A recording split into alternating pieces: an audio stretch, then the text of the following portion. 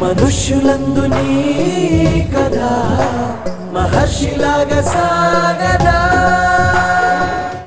విశిష్ట వ్యక్తిత్వం కలిగిన అభినవ వశిష్ఠుడుగా కొర్రపాటి వెంకటరత్నంకు పేరు ఉంది. విద్యారంగ చరిత్రలో తొలిసారిగా కోచింగ్ సెంటర్ అనే పదానికి శ్రీకారం చుట్టింది ఆయనే. నెల్లూరు కేంద్రంగా 1983లో కోచింగ్ సెంటర్ను ప్రారంభించి 4 దశాబ్దాలుగా ఆ ప్రస్థానాన్ని కొనసాగించిన విద్యానిధి ఎందరో విద్యార్థుల పాలిట పెన్నిధిగా మారారు.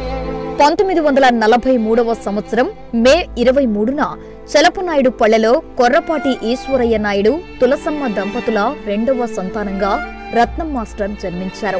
చిన్నతనంలో మంచి చదువు చదువుకుని 10గురికి ఉపయోగపడాలని ఆలోచన చేసేవారు. సొంత గ్రామంలో ప్రాథమిక విద్య చదివి ఆత్మకూరులో ఉన్నత విద్య విఆర్ కాలేజీలో బీఎస్సీ కెమిస్ట్రీ డిగ్రీ అందుకున్నారు. తాను చదివిన విఆర్ కాలేజీలోనే 240 రూపాయల జీతంలో ఉద్యోగిగా చేరారు. భావితరాలను ఉన్నత శిఖరాలకు తీసుకుపోయేందుకు 1966లో మిత్రుల సహకారంతో నెల్లూరులో జయంతి ట్యూటోరియల్స్ అనే సంస్థని ప్రారంభించారు. కొన్ని కారణాలతో ఆ సంస్థను మూతవేసి సొంత పేరుతో రత్నం కోచింగ్ సెంటర్ను నెలకొల్పి రాష్ట్రంలోనే కోచింగ్ సెంటర్ అనే పదంతో విద్యా సంస్థను స్థాపించారు. ఇలా రత్నం విద్యా సంస్థను అంచెలంచెలుగా అభివృద్ధి చేశారు. ఆర్థికంగా వెనుకబడిన ఎంతో మంది పేద విద్యార్థిని విద్యార్థులకు రత్నం సంస్థలో చదువుకునేందుకు ఉచితంగా అవకాశాలు కల్పించారు. ఇంజనీరింగ్ లేదా మెడిసిన్లో దేశ స్థాయిలో ర్యాంకు సాధిస్తే వారికి డిగ్రీ చేతికి వచ్చే వరకు అయ్యే ఖర్చును కూడా ఆయనే భరించేవారు. అలా ఆయన దాతృత్వంతో చదువుకున్న వారు ఎంతో మంది ప్రపంచ వ్యాప్తంగా డాక్టర్లుగా ఇంజనీర్లుగా తమ ప్రతిభను చూపిస్తున్నారు. ఆధ్యాత్మికత్వంలోనూ ఆపన్నులను ఆదుకోవడంలోనూ ఆప్తులను ఆత్మీయులను ఆదరించడంలోనూ ఆయన ముందుండేవారు. కేవి వెంకటరత్నం కాస్త రత్నం మాస్టర్ గా పేరు తెచ్చుకున్నారు.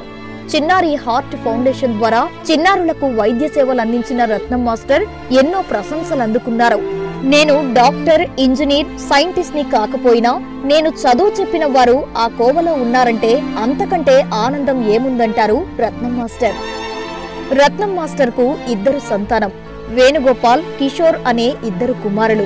తండ్రి నాటిన రత్నం అనే మహావృక్షాన్ని మరింతగా విస్తరిస్తూ నెల్లూరుతో పాటు తిరుపతి, ఏలూరు తదితర ప్రాంతాల్లో రత్నం విద్యా సంస్థలను నెలకొల్పారు. గ్రామీణ ప్రాంతంలోకి కార్పొరేట్ విద్యని విస్తరించడంలో తండ్రి సేవా గుణాలను పుణికిపుచ్చుకున్నారు ఆ 2 కుమారులు.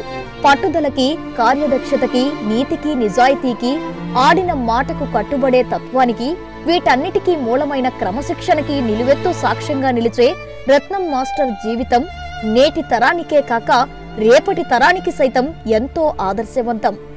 ఆధ్యాత్మికంగా, సేవాపరంగా, సాహితీపరంగా ఆయన అందిస్తున్న సేవలు చిరస్మరణీయం.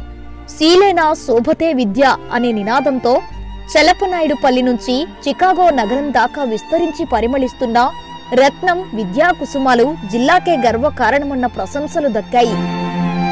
గత కొంతకాలంగా రత్నం మాస్టర్ అనారోగ్యంతో బాధపడుతున్నారు. తరచూ హాస్పిటల్కు వెళ్లి చికిత్స పొందుతుండటంతో ఇంటి వద్ద విశ్రాంతి తీసుకునేవారు. ఈ సమాచారం తెలుసుకున్న ముప్పవరపు వెంకయ్య నాయుడు ఉపరాష్ట్రపతి హోదాలో రత్నం మాస్టర్ ఇంటికి వెళ్లి పరామర్శించారు. Nellore city MLA doctor Poluboina Anil Kumar Yadav, Nellore rural MLA Kotamreddy Sridhar Reddy, మాజీ మంత్రి పొంగూరు నారాయణ ఇలా ఎందరో ఆయనను స్వయంగా కలుసుకుని ఆరోగ్యం గురించి అడిగి ఆరా తీశారు. చెన్నైలోని ప్రైవేటు హాస్పిటల్లో చికిత్స పొందుతున్న రత్నం మాస్టర్ ఆరోగ్యం పూర్తి విషమించడంతో వైద్యులు ఇంటికి తీసుకుపోవాలని సూచన చేశారు. దీంతో బుధవారం మధ్యాహ్నం నెల్లూరులోని ఆయన స్వగృహానికి తీసుకువచ్చారు. కుటుంబ సభ్యులందరినీ రమ్మని వారితో మాట్లాడుతూనే తుది శ్వాస విడిచారు.